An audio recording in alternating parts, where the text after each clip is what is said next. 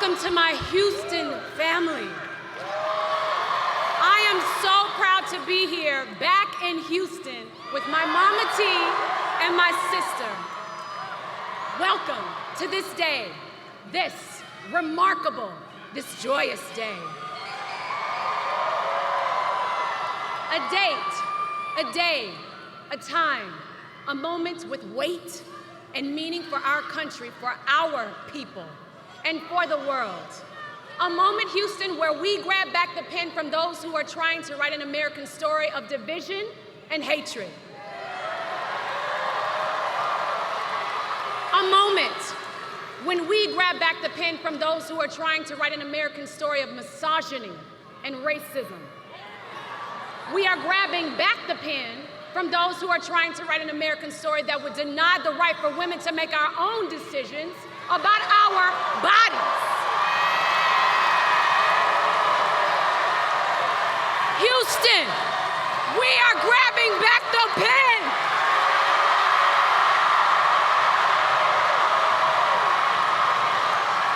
We are grabbing back the pen, that pen, to forge a new path with Kamala Harris and Tim Walz. We are grabbing back the pen to write a new American story, a story of community, of equality, strength, of kindness, and of hope.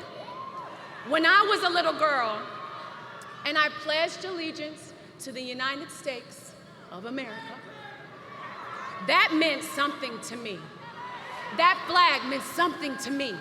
And today, that means grabbing that pen and casting my vote, as I already did 2 days ago, for Kamala Harris and Tim Walz.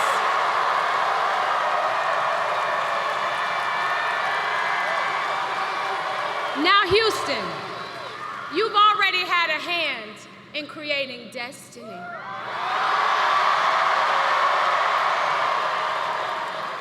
So do what you do and do this thing again.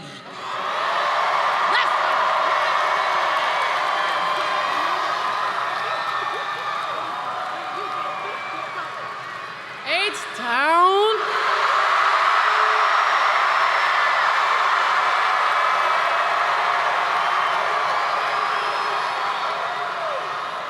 We are so happy to be standing here on this stage as proud country Texas women supporting and celebrating the one and only Vice President Kamala Harris.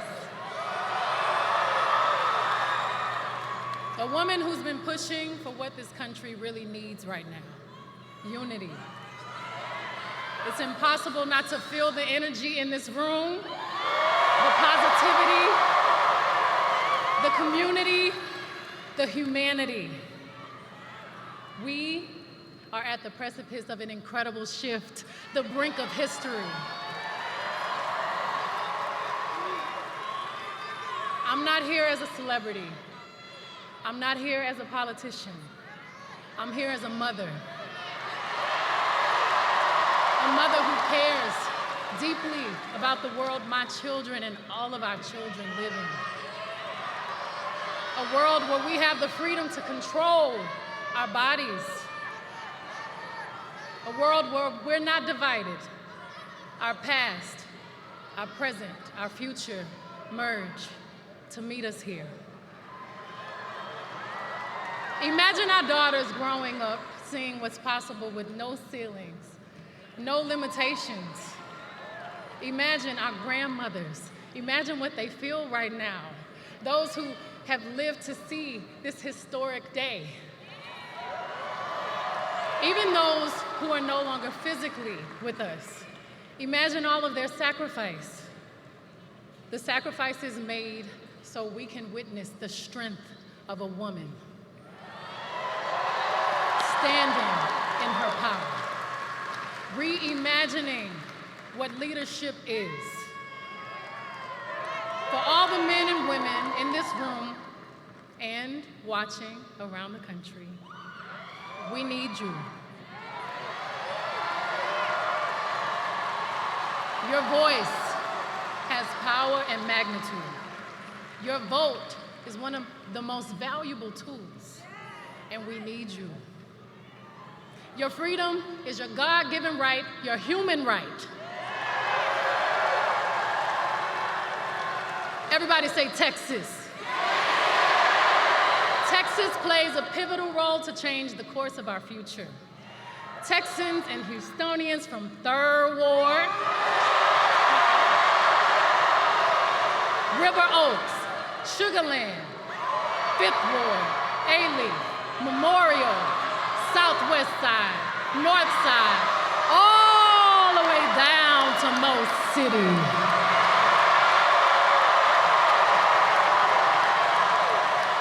We all have a role to play to make this a reality. We're all part of something much bigger. We must vote.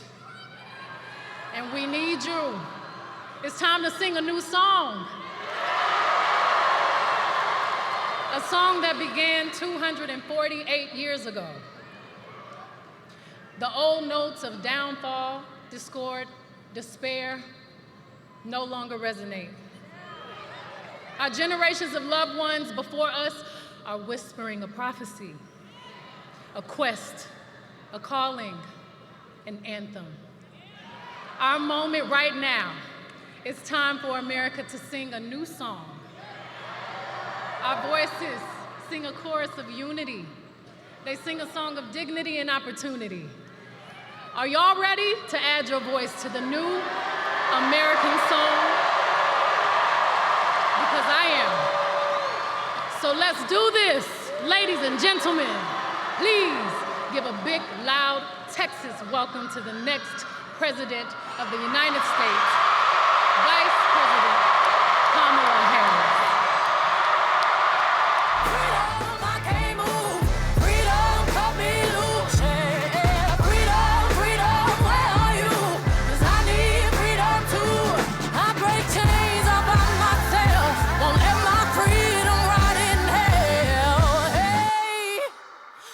Keep on running, cause the winner don't quit on themselves.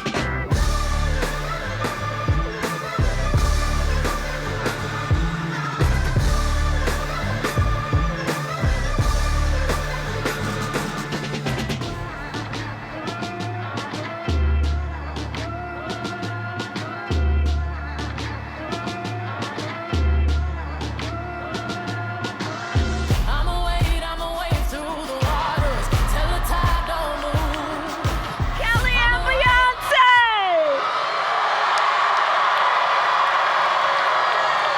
How to follow our YouTube channel and get the latest videos, please give us a thumbs up and just click that subscribe button on the bottom right corner of the video.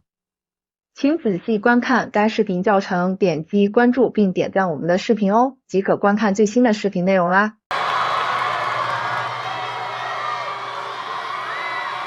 Hey, Texas!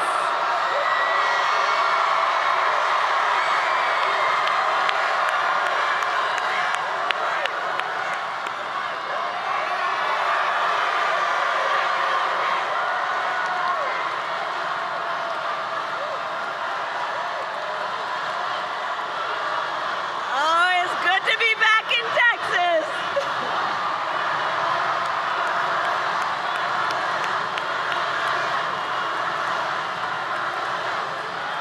Thank you all. Thank you, thank you, thank you, thank you, everybody. Thank you for being here this evening. Can we hear it from Miss Tina Knowles? For Miss Kelly? And Beyonce? What a warm Texas welcome. I thank you all so very much. And I thank you, and I thank my friends for reminding us of exactly what we are fighting for in this campaign. We are fighting for freedom. Freedom. Freedom. And to Andrea and everyone here tonight whose lives have been impacted by these Trump abortion bans in this moment, I thank you for sharing your stories and for your courage. It is an honor to be here with so many leaders and all of you who have taken the time out of your busy lives to be here this evening so we can, as a community of people, as people who love our country, be clear, sound strong, and stand in favor of the freedom of every woman to make decisions about her own body.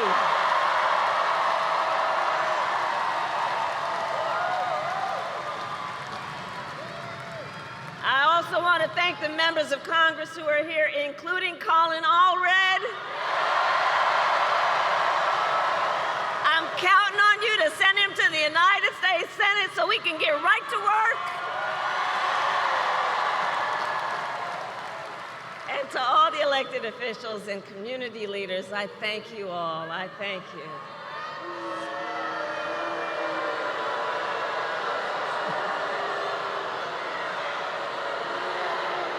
See you later. See you later.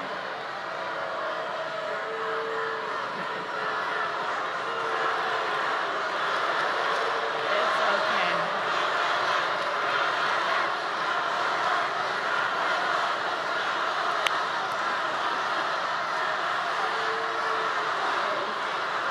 See?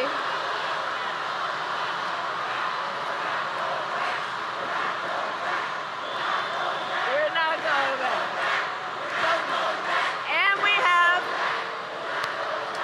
And we have a lot of work to do. And we have a lot of work to do, and we will not get distracted.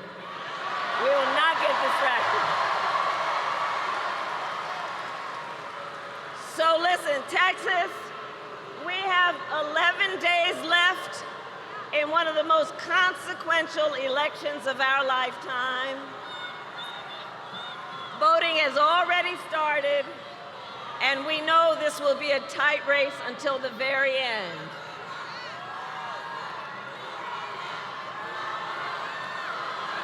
Okay. So here's the thing. Okay, so we got work to do. We got work to do. We got work to do. And I love that there is so much enthusiasm. But let's talk about the work we've got to do. Okay. Because we've got 11 days to see this through, and we will win. We will win. We will win. And we will win, and we will win because we know and understand what is at stake. We are 11 days out from an election that will decide the future of America, including the freedom of every woman to make decisions about her own body and her reproductive freedom. And everyone here tonight is here because we are about fighting for our future and not letting some people take us back. Because we are not going back. We are not going back.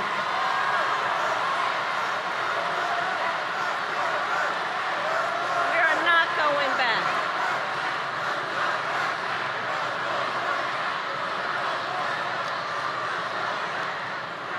And in America, we know freedom is not to be given. It is not to be bestowed. It is ours by right, and we are prepared to fight for it.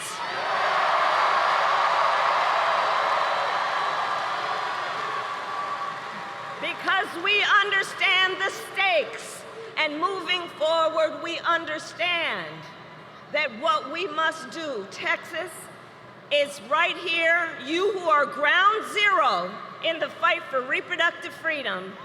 We must be loud, we must organize, we must mobilize, we must energize the people.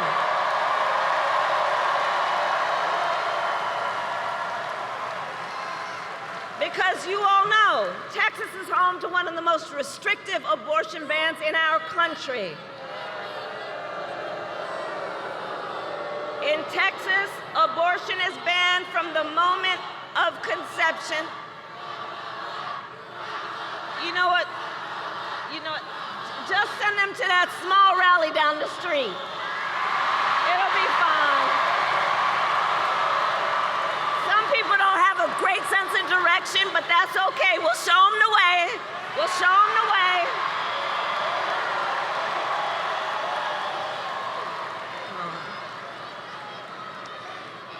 Because we know what's at stake and we will not be silenced. We know what's happening here in Texas. Doctors and nurses could go to prison for life simply for providing reproductive care. Think about that. Life in prison for healthcare providers for doing what they think is in their patients' best interests. You know what? The beauty of our campaign is we're fighting for democracy.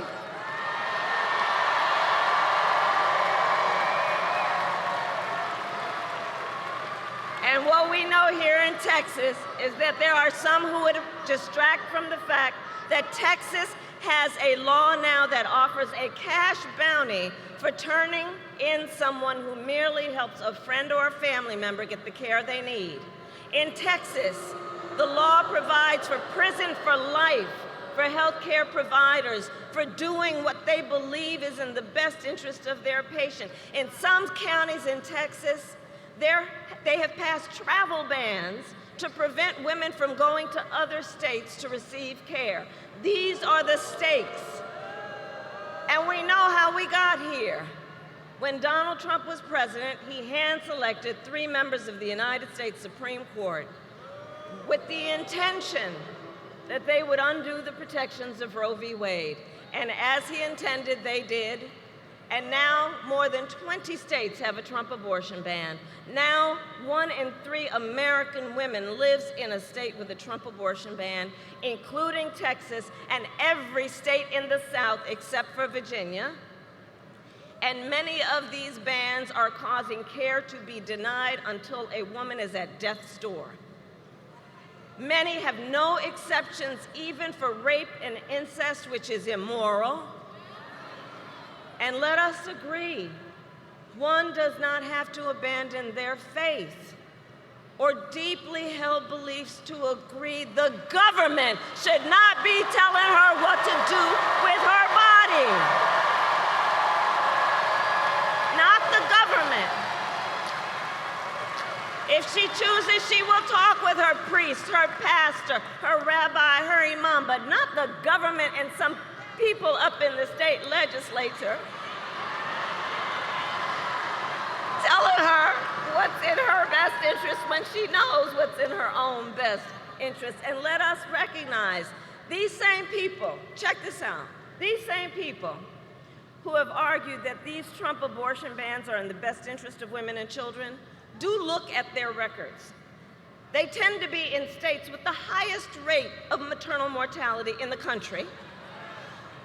For decades, these extremist leaders who have neglected prenatal care, maternity care, and postpartum care, and who now, after continuously failing to support women and children, claim to care about women and children. Well, I have a question for them. Where you been? Where you been? Where you been when it comes to prioritizing care for women and children? Where have you been when it comes to helping pregnant women and new mothers? Where have you been when it comes to affordable child care?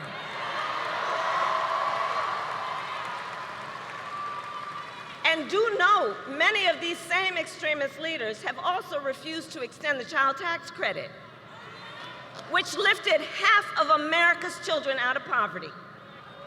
They, who have blocked proposals to lower child care costs for working parents, they who have tried to cut WIC and SNAP for low-income mothers and their children. The hypocrisy abounds. And here's what else is happening. These bans are driving doctors out of states like Texas, Idaho, Georgia, and North Carolina, leaving women who are already living in maternity care deserts, meaning there is no maternity care anywhere near them, leaving them with even fewer options. And since Trump abortion bans, fewer medical students are choosing to specialize in women's health. Over these past 2 years, the impact of Trump abortion bans has been devastating. We see the horrific reality that women and families face every single day, and the stories are vivid, they are difficult to hear, they are difficult to tell. For example, here in Texas, can we roll the tape? For 54 years, they were trying to get Roe v. Wade terminated, and I did it. As someone who watched his wife almost bleed to death because of conservative implemented laws. I had to fight and beg to get care that I needed. Because I wasn't permitted to have an abortion, I nearly died on their watch. If I had not been able to go out of state to get an abortion in Colorado, my happy, healthy son, Henry, would not be here today. They took 2 liters of infected fluid from my abdomen, and the infection was so severe that I almost died. I was to stay pregnant and deliver a baby that would suffocate in my arms. On the Roe v. Wade, I did a great thing.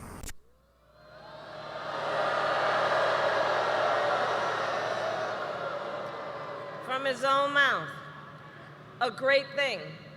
There is nothing great about what happened to women like Kate Cox, who was heartbroken to learn her much wanted pregnancy was not viable, heartbroken when her doctors told her if she remained pregnant, she would be risking her own life or her ability to have children in the future. But the Attorney General of Texas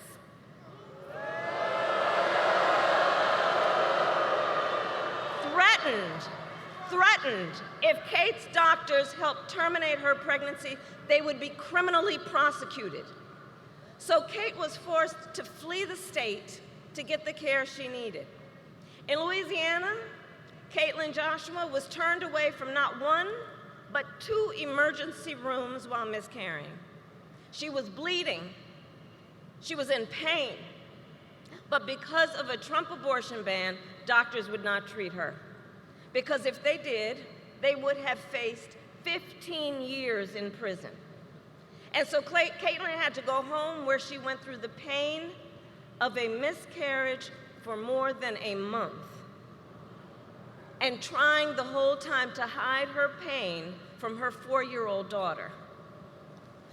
We know that women have died because of Trump abortion bans. Here today is Shanette Williams, the mother of Amber Nicole Thurman, a vibrant, we must speak her name, Amber Nicole Thurman. I promised her mother I would speak her name. A vibrant 28-year-old mother of a 6-year-old son who died a preventable death because of Georgia's abortion ban. Now, Shanette and her family are courageously sharing Amber's story to make sure we all remember her as more than a statistic, so that we remember Amber was a daughter, a sister, a mother, and that she was loved, and that she should be alive today.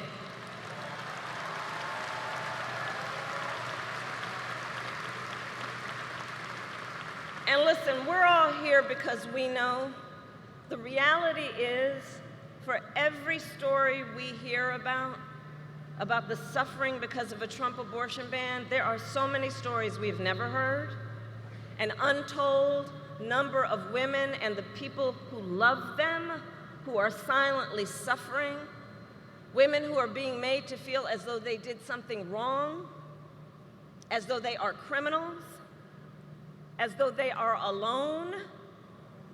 And to those women I say, and I think I speak on behalf of all of us, we see you and we are here with you.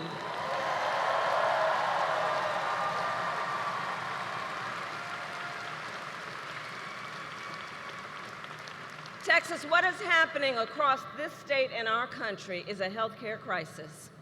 And Donald Trump is the architect of it. He brags about overturning Roe v. Wade. In his own words, quote, "I did it and I'm proud to have done it." That's what he says. And one has to ask, proud that women are dying? Proud that doctors and nurses could be thrown in prison for life for administering life-saving care? Proud that young women in America today have fewer rights than their mothers and grandmothers? How dare he? Donald Trump even said everyone wanted Roe v. Wade to be overturned. Well, a woman in Ohio was arrested and charged after having a miscarriage. So was a woman in South Carolina. They didn't want this. Hadley Duvall, who became pregnant after being raped by her stepfather when she was 12 years old. She didn't want this. Ryan Hamilton, who is here tonight, his wife was denied treatment at the hospital for a miscarriage. They got home, he found her bleeding and unconscious. He dressed her, put her in a car, packed up their 9-month-old child, and drove to a different emergency room where doctors told them she could have died. Ryan didn't want this. Let's be clear. And the men across America, this needs to be said, men across America do not want to see their daughters and wives and sisters and mothers put at risk because their rights have been taken. I see the men here, and I thank you. The men of America don't want this. And now the Attorney General of Texas is suing the United States government so that Texas prosecutors can check this out, so that Texas prosecutors can get their hands on private medical records of women who leave the state to get care. Now, I'd ask everybody here, please do see the irony, okay? Listen to this. On the one hand, Donald Trump won't let anyone see his medical records. I gave up mine. And on the other hand, they want to get their hands on your medical records. Simply put, they are out of their mind.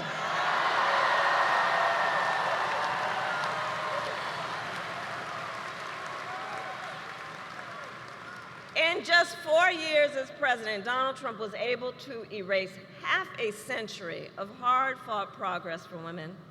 And now he wants to go even further. He will force all 50 states to track and report on women's miscarriages and abortions, and go after access to contraception and IVF treatment.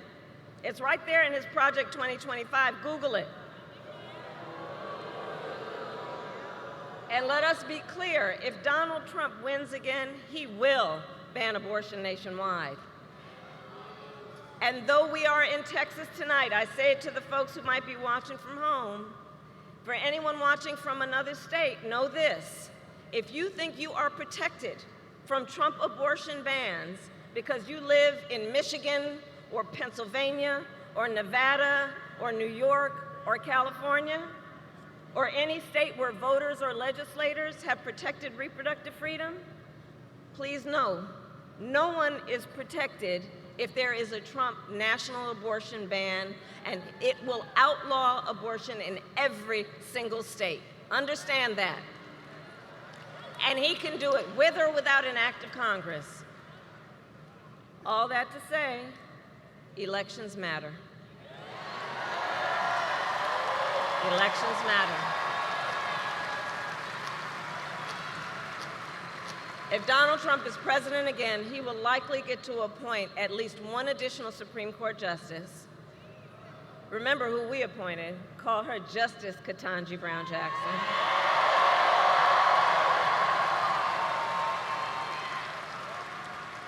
But if he were reelected, he'd probably get to appoint one, if not two, members to the United States Supreme Court, at which point Donald Trump will have packed the court with 5 out of 9 justices on that court who will sit. But think about that. who will sit for lifetime appointments, shaping your lives and the lives of generations to come. And that is among the many critical contrasts in this election. Look, Donald Trump doesn't trust women, but I do. We trust women, and we understand what's at stake. And with Colin Allred in the United States Senate, when Congress passes a bill to restore reproductive freedom, I will proudly sign it into law as President of the United States. Proudly. Proudly. So to all the friends here, let us remember, momentum is on our side. I know sometimes in Texas, folks are like, is it worth it? Does it make a difference? Yes, it does. You are making a difference, and momentum is on our side. You are making a difference. Since Roe was overturned, every time reproductive freedom has been on the ballot, from Kansas to California to Kentucky, in Michigan, Montana, Vermont, and Ohio, the people of America have voted for freedom every time it's been on the ballot. And often they have voted by overwhelming margins from so-called red to so-called blue states, proving this is not a partisan issue. Because Americans from all backgrounds and beliefs understand the decision of whether, when, and how to build a family is one of the most consequential decisions anyone can make. And we are fighting for an America where no matter who you are, where you live, you can make decisions about your own body for yourself. So moving forward, all of this is to say, reproductive freedom is on the ballot in this presidential election. And in 10 states around the country, including Arizona, Florida, and Nevada. And with the work of everyone here, freedom will win. Freedom will win.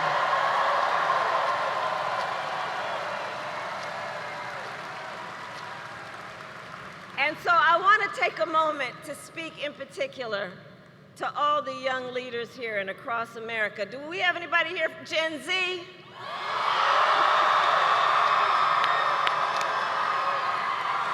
Where you at?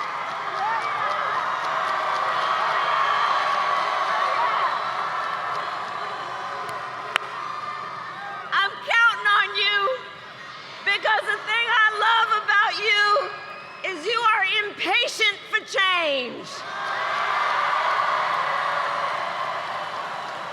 You know it ain't right that you may have fewer rights than your mother or your grandmother. You know it is not theoretical. You know it is not political. It is your lived experience. And I see you, and I see your power. I see your power. And I know so many of you are voting for the first time. Can I see a raise of hands? Can we applaud our leaders who are voting for the first time?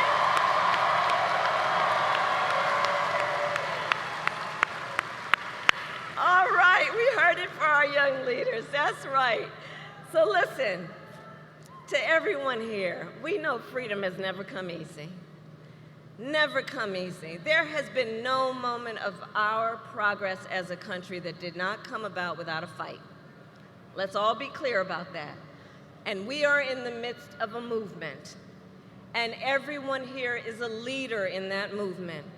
So we do this then remembering those who came before us, those who struggled and sacrificed for our freedoms, who found fellowship and even joy in one another in the fight. They found strength and hope in fighting for our ideals. And that is what we are doing. That is what we are doing, because we know weeping may endure for a night, but joy cometh in the morning.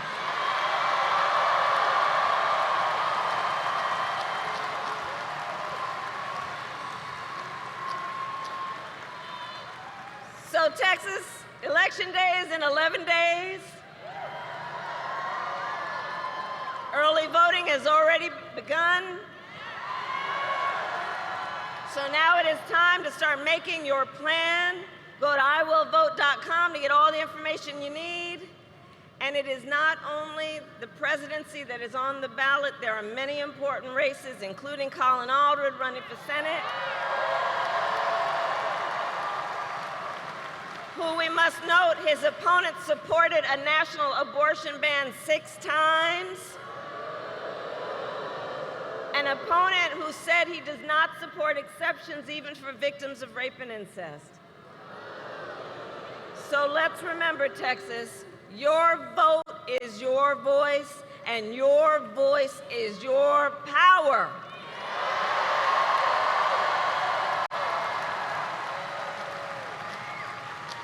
So today I ask you, are you ready to make your voices heard? Do we trust women? Do we believe in reproductive freedom?